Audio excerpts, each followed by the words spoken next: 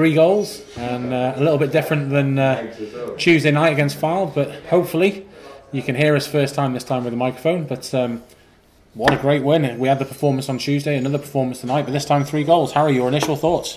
I think we were excellent. I've heard mixed views from various people, but at the end of the day, you don't score 3 goals without being excellent. I think it was a very good result for the team, and I think after a lot of last season where we were we were very defensive, it was nice to say more just open flowing game where we just looked dangerous up front, and I think we were really very good, to be honest. Lee, they say it's a cliche, game of 2 halves, but it certainly was for Wrexham today. It was. First half we took on a lot of pressure from them. Started well, but then they came into the game a lot more. And then we got that goal maybe against the run of play.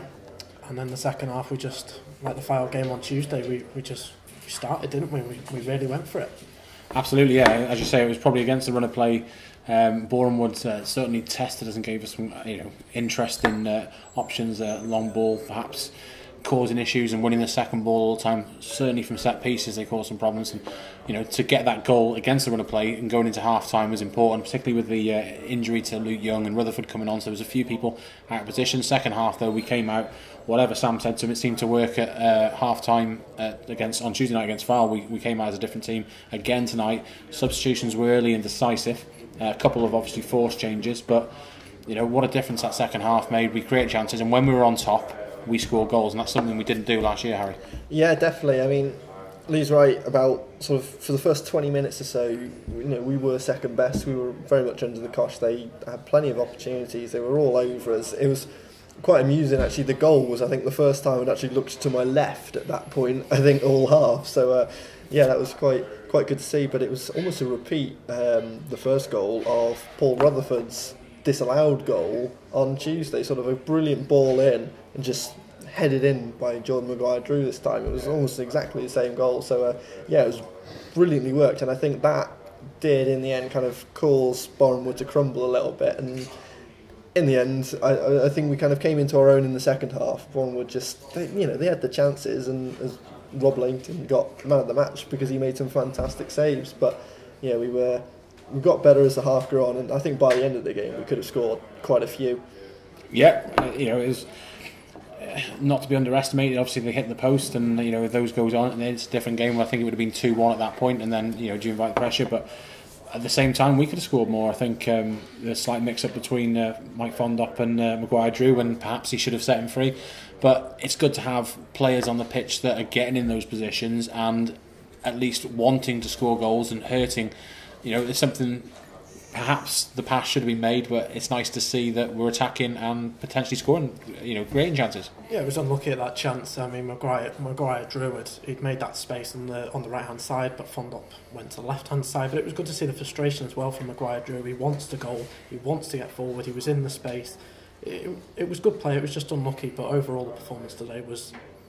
It was up there today. It was really good. Yeah, it was enjoyable to watch. It was enjoyable to watch for 0-0, but so far Louis Jones thinks it was a good result. Yeah, I think we've agreed with that. What a win! Loads of noise and goals. Unbelievable crowd again tonight. Today, sorry. Obviously not as many as the other night, but you expect that with it being on on BT as well. But again, a great early kick-off as well. But another great turnout of the racecourse. It was good, wasn't it? And they got behind the boys as well. Even in the first half, when we were under a lot of pressure, they were still there, and then when we got them couple of goals, you could really hear the atmosphere. It just stepped up as well as the team. From Perth Reds, great home win. What was your attendance? I think it was 4,326, something like that. Something to that. Very similar to that sort of numbers, we think. Yeah. Something like that. Yes, it was certainly well into the 4,000s, but the noise he made, and hopefully you could pick that up. Obviously, if you've watched it live or listened to us, you could pick that up on the cameras. But again, I think Wrexham fans have been craving that entertainment, and finally we might have some. Yeah, definitely. I mean, I was thoroughly entertained. A lot of sort of chaotic moments at times. I think Rob Layton's sort of key save was sort of the most danger we had, and obviously they hit the post as well. But then it was going back the other way.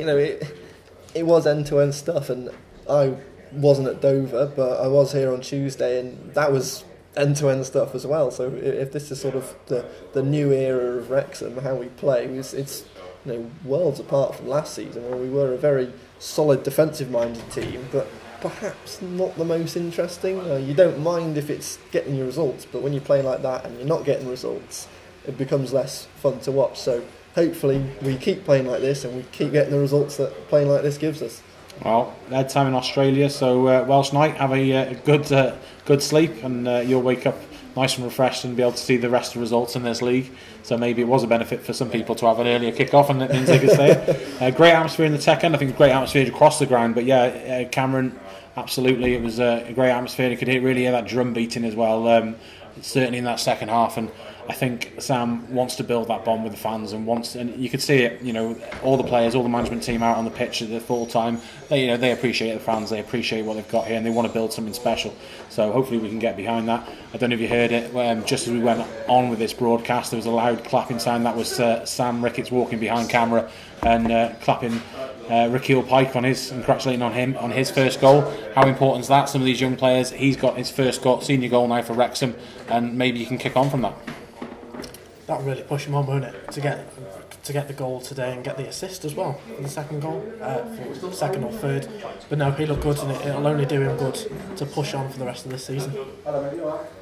Yeah, Harry. Then it's maybe too early to predict where we're going to finish in the league, and perhaps we can get ahead of ourselves. It's not too early at all. There's only one place we're going to finish, and that is number one. Clearly, after today, we've played three of the toughest teams in the league so far that you expect to be up there. Boreham Wood, always good. Dover, always good. And Fylde, obviously, a very good side themselves. So to come away with good results, no goals conceded, 2 wins out of 3, you can only hope that we'll be up there at the end of the season. Now, you said that early last season as well, and in theory we should have been up there. You just sort of collapsed right at the very end. But yeah, I mean, if we keep up this form, we should look very good, and hopefully the next game we will continue playing like this and continue to get the results. Well, absolutely. I mean, you've got 7 points out of 9, and 3 strong teams that we've started. All 3 teams that we've played so far finished above us last year. I mean, we've just beaten the playoff losing finalists 3-0, and they walked us off the park when we played them last season. So, what a result that is in comparison. It'll be Chesterfield at the top with us. Cameron thinks. I think wrong to possibly push out Salford yet. They spent a lot of money, got some good players. They've got to settle into this league. Obviously, they've come up. Barnet as well. We've seen teams come down and not do well in the past. Yeah. But they've got experience of bouncing back. They've been between these leagues before. Chesterfield have got an experienced manager. I think this league last year was strangely, Macclesfield did well, even though they built late, and perhaps with a strange team to win it in terms of what's happened previously in the National League, but I don't think anyone took control of it last year and really made it their league, and Macclesfield just kept on grinding the results. Wrexham started well. We didn't start well last year. 3 clean sheets. It's the first time we've done it since 1973, so that's a nice record to have. It's impressive, isn't it? And it's trying not to get carried away, because it is just 3 games, but it's hard to. No, hopefully we can be up there. Like you say, there's a few teams in Salford, Chesterfield, Barnet as well. I think you've got to throw Leyton Orient into there as well. Yeah. There's so many teams this year. It's going to be a tough league. But what we're seeing from the first few games, it's very promising indeed. And Sam said it's a squad game. I think that's his sentiments on Tuesday night. Proved today with Bevan coming in for Rutherford to start. He played well and hassled and harried the full-backs, but he came on at Rutherford and played in unusual role for Luke Young, perhaps when he went off injured. Carrington comes on and fills in for Roberts at full-back. He's right, it is a squad game, and having those utility players and adapting is vital, Harry. Yeah, I don't think we necessarily had the mega depth last season. Now, I mean, in this league, you can't have a lot of depth because you've only got 5 substitutes, not 7 as you have in the league. So there is a mild sort of disadvantage there. You've got to pick your players very carefully. But just looking at who we've got on the bench, we can, and who's just there to be rotated anyway. There's players that we've signed, or players from last season that haven't even played yet. Obviously Nicky Devidic, I haven't seen him be able to play this season yet properly. I saw him against Bangor, but that was it. So it's looking forward to actually seeing other players come through. And also one thing that am thinking is possibly, you might agree or disagree with this. I think that Sam Ricketts' knowledge of the higher leagues, obviously playing in every league pretty much, I think allows him to kind of know more so necessarily than Dean. I don't want to throw shade on Dean or doing that on purpose, but allows him to sort of know who actually is the key players to get in on loan. So obviously Jordan Maguire-Drew, he's just proved so far, to me at least, to be a very, very good player. But then like Stuart Bevan as well. I think Ricketts played alongside him, didn't he, at Coventry? Yeah, I thought so. Yeah. It's to have that knowledge, to get players like that in, I think is going to do us a world of good. Yeah, I think recruiting from the higher leagues, it's going to be hit and miss. I think Dean Saunders tried to do it, bring a lot of players in from, I think it was Man City at the time with the Mark Hughes connection. Dean Keats did it, and other managers have done it, bringing various players and stuff. Sam Ricketts has obviously worked with Wolves youth team and under 23s before coming here, so he's probably seen a lot more of that Championship, Premiership under 23s players. He's not tapped into the Wolves squad. I'm not saying that's because he doesn't think they're any good. Because I'm sure there are some great players amongst it. Perhaps he doesn't see anyone that's ready, and I think you have to have that physical attribute. So maybe a great point. Maybe he's seen a lot of those players and identified ones that he thinks are ready to play at this level. Because there's a difference. You have to be more. You don't get as much time on the ball. You have to be physically stronger because teams like Boreham Wood are big units.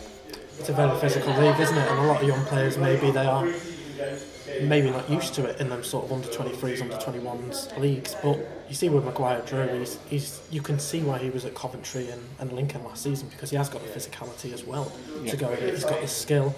Some of the footwork he does on the pitch is fantastic.